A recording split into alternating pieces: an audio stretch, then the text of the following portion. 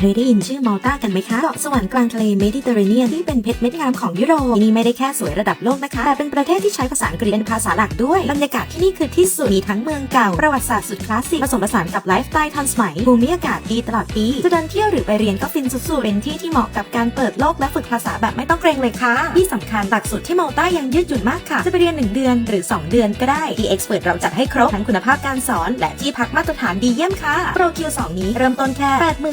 88,858 บาทราคานี้รวมค่าเรียนที่พักวีซ่าประกันและรถรับส่งสนามบินไว้หมดแล้วอยากเปลี่ยนบรรยากาศไปเรียนภาษาที่มัลตาทักหาพี่ Expert ได้เลยนะคะปรึกษาฟรีค่ะ